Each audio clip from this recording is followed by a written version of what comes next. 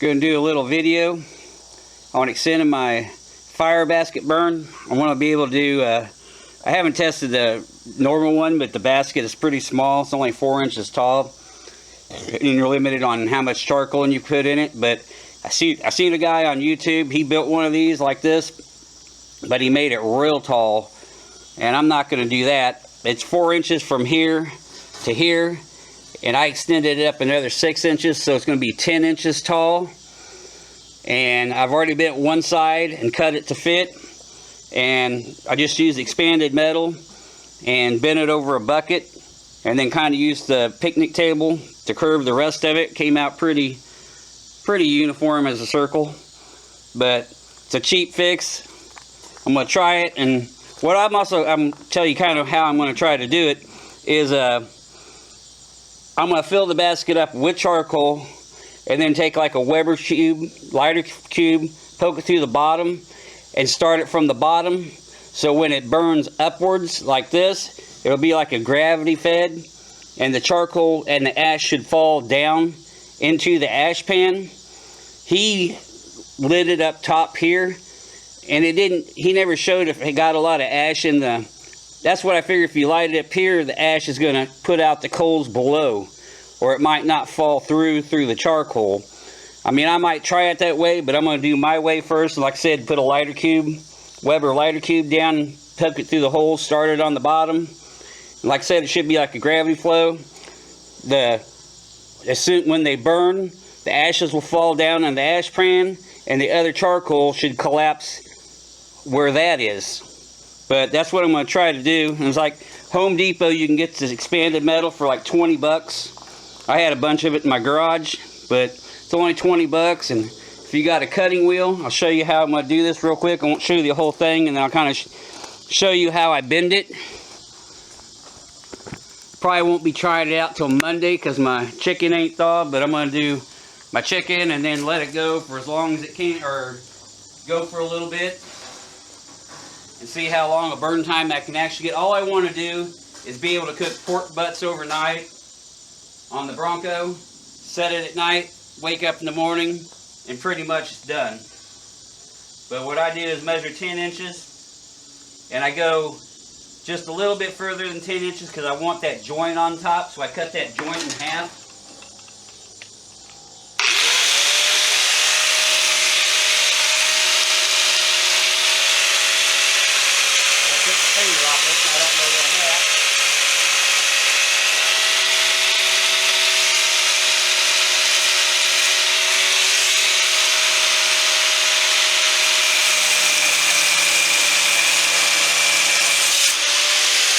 It's real easy to cut through.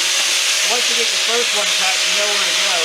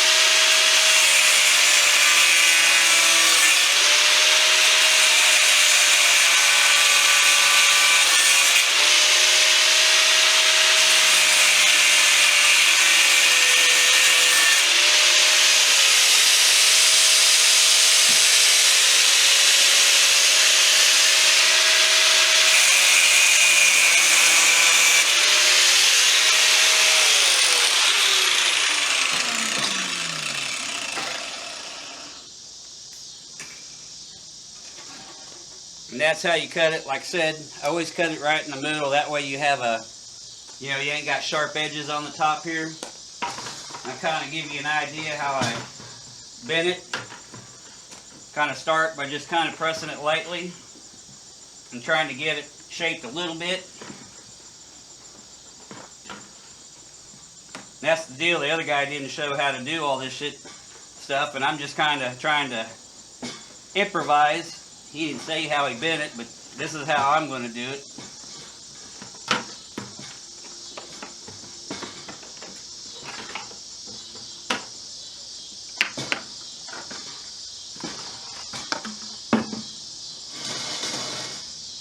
You kind of get it in a shape like that, get it started.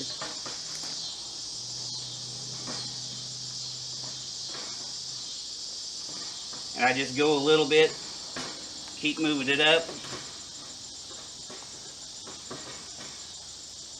Go to the other side, flip it over.